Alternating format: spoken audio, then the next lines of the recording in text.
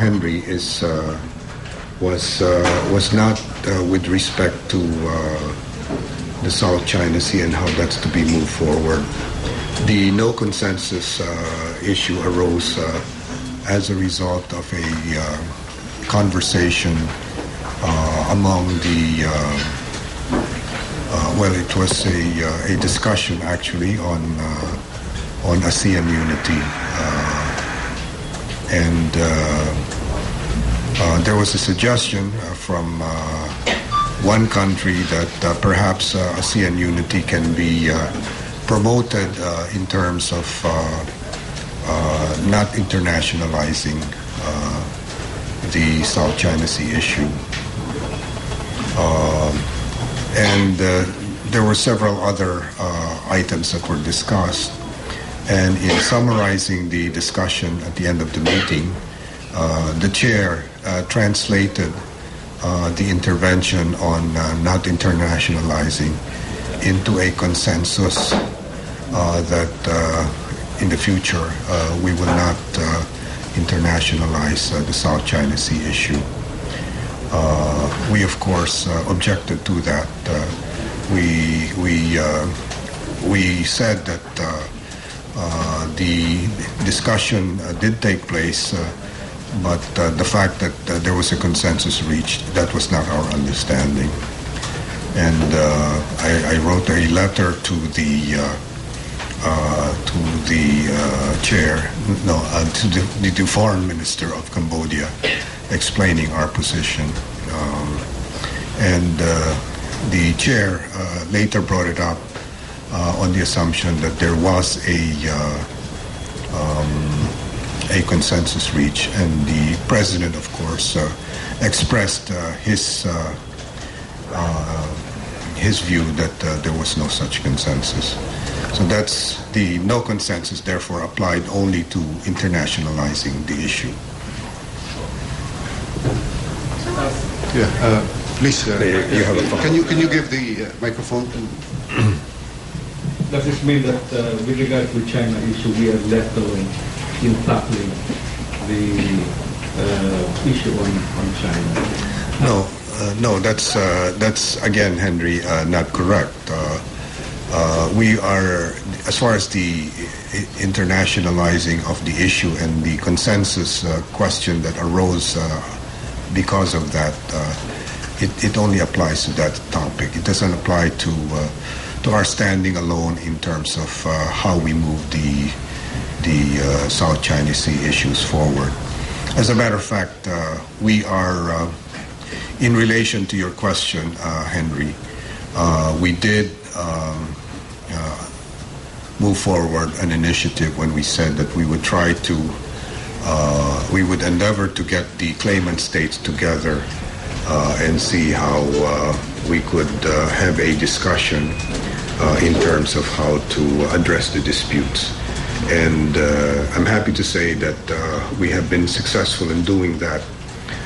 That was confirmed by the claimant states yesterday whom we had approached, namely Malaysia, Brunei, and Vietnam.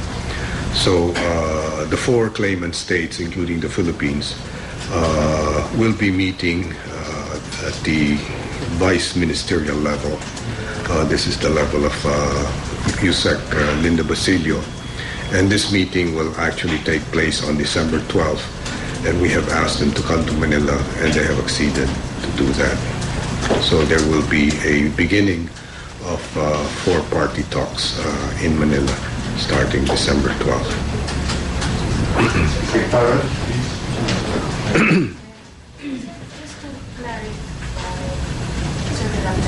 So just to clarify, what's the impact of this yung agreement not to internationalize the issue, and how different is this from earlier disagreements about whether to take a multilateral or bilateral approach?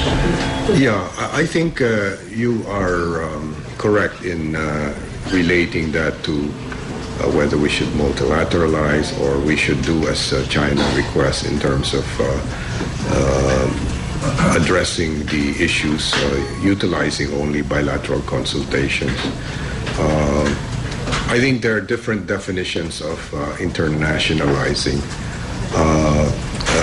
China, in their discussions with us, would like the West Philippine Sea issues to be discussed only on a bilateral basis. And they have said to us that we should not go to the press. We should not discuss this with any other. We should not discuss this on a multilateral basis. We should not discuss it with international partners. Effectively, we should not discuss it externally. Of course, we respect what they're suggesting, but we're saying that we do not accept this because we view the situation in the South China Sea as being threats to stability and security in the region. And we feel that because there are a voluminous amount of trade that traverses those oceans, and because more than half of the world sea tonnage goes to that area, we believe that this is not a bilateral issue. It's not even a regional issue. It is an international issue. And I think this was also demonstrated when we went to ASEM. And in ASEM, there were discussions that we had heard that this has become an international issue because there are questions in terms of whether insurance premiums actually are going up for the shipping companies as a result of the perceived threats in the South China Sea. Follow up. So just to be clear, what's the status of the talks Of the four claimant states? Yes, and The status is we are just going to begin on December 12th to begin discussions on it.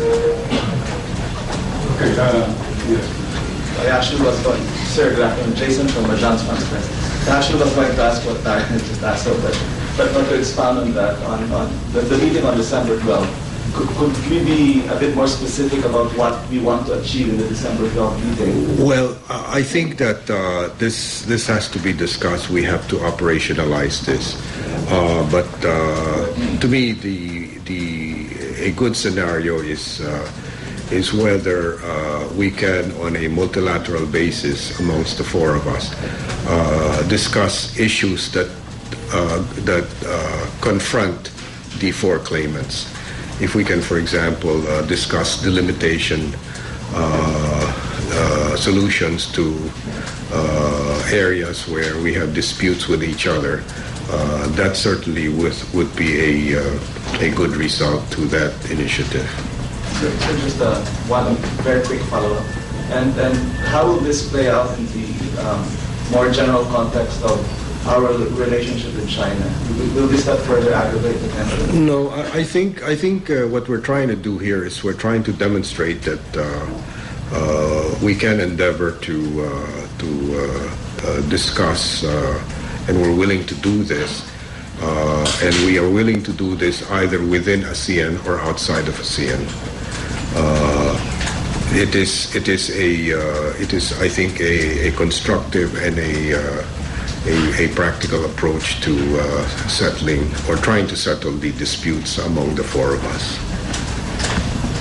Yes, Just to follow up to that, sir, would that mean that it's within the ASEAN context, or is this going to be a separate information? I think that we are endeavoring to do our best to keep it within ASEAN, because as you know, we recommended this as early as last year. It was not taken up, and we are hoping that this can be done under the auspices of ASEAN. But we don't think we should be limited in terms of finding solutions to our disputes among the four of us, and to if we don't accomplish this effort that we're trying to make within ASEAN, I think there are no objections to doing it without ASEAN, or outside of ASEAN rather. Yes, Joe. Sir, for party processes, are we hoping that this will be the progress to discussions for COC? And we hope to have China on board discussion? Yeah, the DOC, the full and effective implementation of the DOC was taken up. And as a matter of fact, as you know, there was a commemorative 10-year anniversary of the DOC. It was 2002 when it was put together. And a joint statement actually was signed to commemorate the 10th anniversary. As I said, there is an effort, and it was a consensus by all to be able to have a full and effective implementation of the DOC. And as an extension and moving forward, on a parallel basis, actually, we are prepared. We do have a consensus as well in terms of being able to be ready to discuss with China the elements that have been approved at the ASEAN level. So we're pushing for an immediate formal discussion, or one that can be undertaken as soon as possible with China. How soon do we do these discussions for COC? Yeah, it's. I can't tell you. As I said, our wish is that it can start sooner than later. But if you recall, some weeks ago, China did say that the time is not yet ripe. And I think at some point in time, subsequently, they said that they would like to do it gradually, and we would do this on a step-by-step basis. So we're waiting for...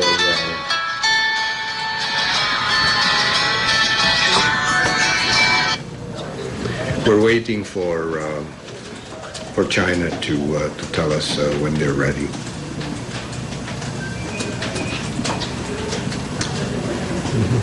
Yes, please. I wanted to ask you about the situation of the Filipinos and... Can you have, please? Carlos Maria from Rappler. Secretary, I wanted to ask you about the situation of the 120 Filipinos in Gaza. Israel says that Hamas is blocking them from leaving the Gaza Strip.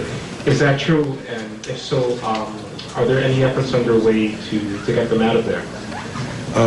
We do have, we have about, as you said, I think 100 to 120 Filipinos there with their families. I think 120 already includes their families. We do have a rapid response team that is already in the border of Gaza and Egypt, and ready to provide assistance. We understood. I'm getting mixed signals when I turned on the TV last night when we arrived at midnight. In CNN, they had announced that the Hamas had announced that they had reached a ceasefire with the Israelis, and then an hour later, Israel denied that there was a ceasefire that had been reached. And then early this morning, there were new, heavy, and frequent explosions in the Gaza city. So right now, it's we don't really know what the situation is. We're trying to get our people to tell us exactly what's happening there. But we hope that, I understand Egypt is trying to arrange for a ceasefire. If this happens, we believe that there is an initiative now to be able to put up a humanitarian corridor, and that will give us the opportunity to take out our people. We understand that there are about 12 people who have expressed an interest in terms of I think 4 of them want to come home. 7 of them just want to be brought into Egypt.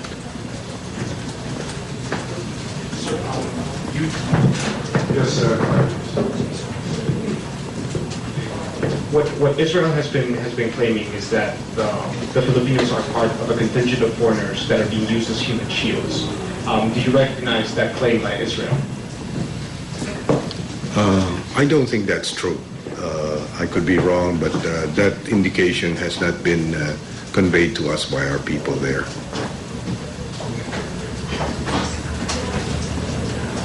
Yes, sir. Sir, do we consider the Hamas as a terrorist organization?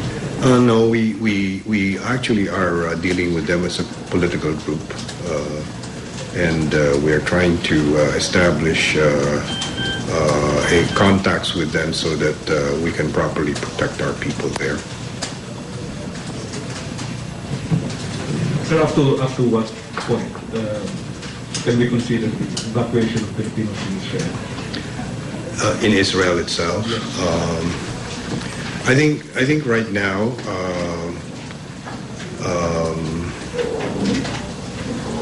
we have about 41,000 people there. We are, of course, we do have a post there. We have a very good ambassador, and he's on top of the situation. We have had a chance to look at the contingency plans. We think they're adequate and appropriate, and so we'll just have to see how things develop. But we're ready in case we've sent some funding over, so we are prepared to meet the challenges that may develop. Sir, how about in Gaza? How about our people there? Are we not gonna announce forced evacuation? There's so few of them there, about 100, and that's already with their families. And we have a mapping system in our contingency plan. We know exactly where they are, and so we're in touch with them. What assistance is Israel giving the Philippines? Is Israel giving the Philippines any form of assistance to get the Filipinos out? I don't think that. I don't know to what extent we're working with Israel. Certainly, we are in touch with their embassy here. And as far as the announcements they've made to us, they will treat Filipinos as they treat their own citizens in terms of concern and welfare. Secretary. What about our OFWs in What about our OFWs in Syria, sir? Mm-hmm. Well, Syria continues to be a fluid situation. We continue to repatriate as we're able to get people to say to us we're ready to go. I think the last time I checked, we are again building up numbers in the embassy in terms of people who have gone there and are living there actually and waiting to be repatriated. As you know, we've established a protocol where we still need to, we would have needed to negotiate with the employers to buy out their contracts. And then because a good number of them are, or almost all of them are undocumented, we have to settle the penalty issues with the immigration.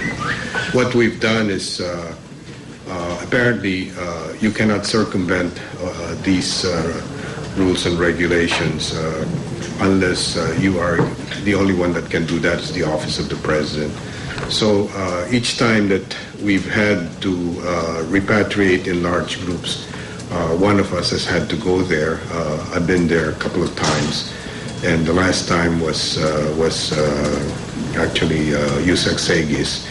And as we build up these numbers in the embassy, it's possible that he has to go back there again and talk with the office of the president for him to provide an exemption to the law that governs the repatriation of our people. Sir, Do you have a follow-up?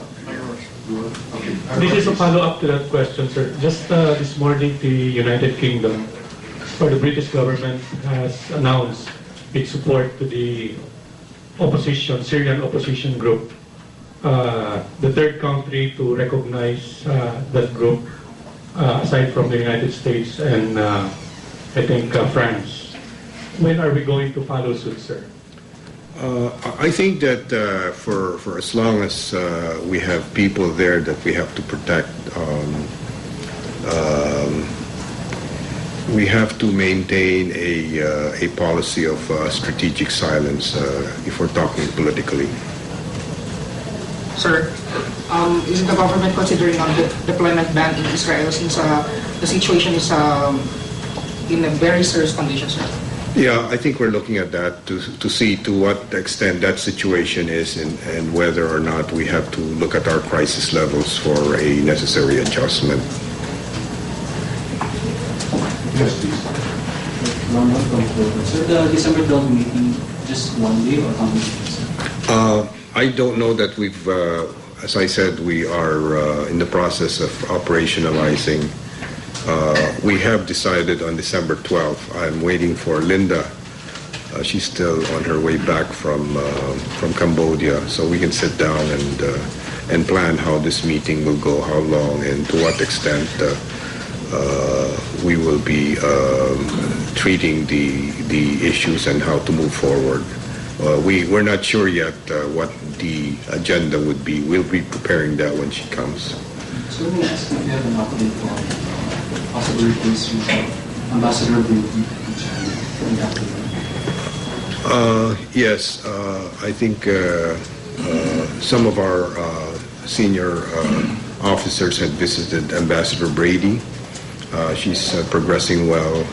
The paralysis has no longer exists in her right hand, and she's under therapy. And it looks to me like, on the basis of what we hear, that her condition is improving. And who's replacing her, sir? The names have been submitted to the president, and so we have not yet heard from him as to what his final decision will be. So why is it taking quite some time? Because I think you submitted the names in August and it's almost December. Yeah, well, if I can be straightforward with you, the problem actually was my fault. I was supposed to, I visited Ambassador Brady twice, and I promised the president that I would ask Ambassador Brady if we could begin to look for a replacement. And the last time I visited her, I was supposed to do that, but I didn't have the heart to do it. So, and that's what's caused the delay. So the buck stops with me. Okay, two more questions. Okay, Carla, please. Sir, the Human Rights Declaration was recently signed at the summit. I'd like to know what's next after it was signed. Do we have an enforcement mechanism that goes with it? Yeah, that was the first challenge that we encountered when I arrived there.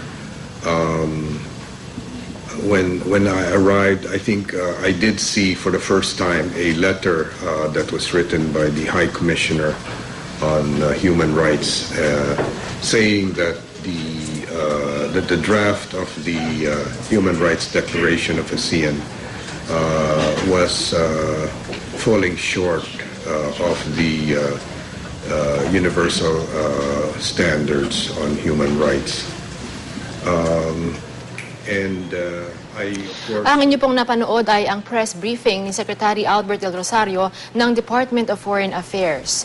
Niliwanag po ni Del Rosario na hindi pa nagkasundo ang ASEAN countries na huwag nang i-internationalize ang agawan sa West Philippine Sea. Sa katunayan, magkakaroon daw ng pulong sa December 12 sa pagitan ng mga claimant countries, kabilang narito ang Pilipinas. Nauro narito umalma ang Pilipinas sa ASEAN Summit host country na Cambodia nang palabasin umano nito na nagkaroon na ng kasunduan ang mga bansa sa usapin ng West Philippine Sea. Ikinatuwa naman daw ni Pangulong Noynoy Aquino ang pag-usad ng pagbuo ng Code of Conduct sa West Philippine Sea. Patuloy rin daw ang kanilang pagsisika para magkaroon ng dialogo ang Pilipinas at ang China ukol dito. Kaugnay naman ang kaguluhan sa Gaza, sinabi ni Del Rosario na ang Rapid Response Team ng Embassy ng Pilipinas ay nasa border na raw ng Egypt at Gaza para magbigay ng tulong sa mga Pilipino. Bagaman wala pa raw Pilipinong gustong umalis sa ngayon, handa raw ang DFA na ilikas ang higit 100 pamilyang Pilipino na naroon ngayon. Sa kaguluhan naman sa Syria, patuloy naman daw ang pakikipag-usap ng DFA sa Syrian Immigration Authorities para payagan ang Pilipinas na i-repatriate ang undocumented OFWs doon. Kaugnay naman ng kondisyon ni Philippine Ambassador to China na si Sonia Brady, patuloy daw ang pagbuti ng kondisyon nito.